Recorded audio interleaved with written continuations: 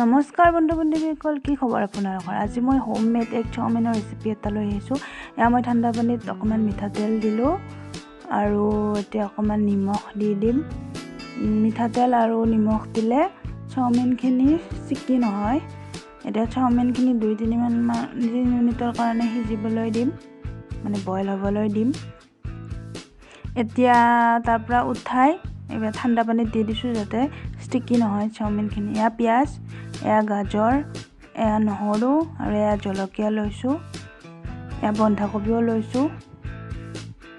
এয়া 2টা কণীও লৈছোঁ যিহেতু এগ চাওমিন। এয়া প্ৰথমতে অকণমান মিঠাতেল দি তাত কণী 2টা মই ভাজি ল'ম ভালকৈ।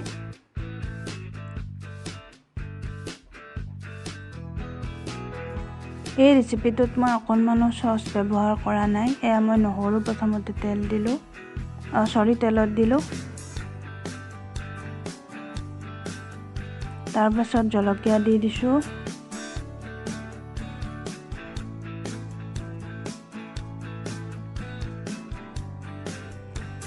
এতিয়া পিঁয়াজখিনি দি মই গোটেইখিনি ভালকৈ অকণমান টাইম ভাজি ল'ম।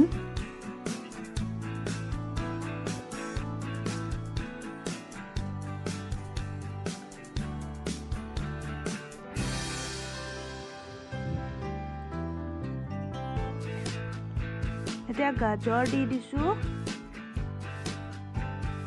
এতিয়া গাজৰখিনি ভাজি ল'ম একেলগে।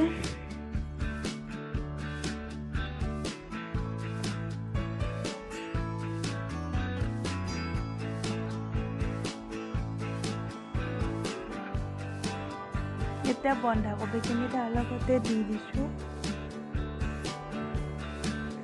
এই গোটেইখিনি একেলগে অলপ টাইমৰ কাৰণে ভাজি ল'ম। বেছি টাইম ভাজিব নালাগে, অকণমান ভাজিলেই হৈ যাব। নিমখখিনিও দি দিছোঁ দেখাবলৈ নহয়। এতিয়া আমি বইল কৰি থোৱা চাওমিনখিনি দি দিছোঁ ইয়াত।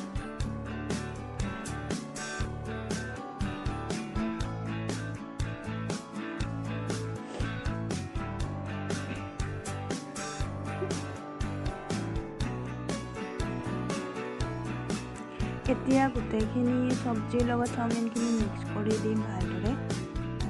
ভালকৈ মিক্স কৰিব লাগিব যাতে চব্জিৰ লগত ভালকৈ মিক্স হয়, তেতিয়া খাবলৈ ভাল হ'ব।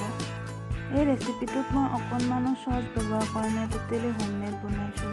মই সম্পূৰ্ণ নিজৰ ৰেচিপি হয়, এইটো খাই বহুতেই ভাল লাগে। বহুত আগৰ পৰাই আমি এনেকৈ খালে ইমান আনহেল্ডিয়ে নহয়। শেষত মই অকণমান কেঁচা পিঁয়াজ, কেঁচা বন্ধাকবি আৰু ভাজি থোৱা কণীখিনি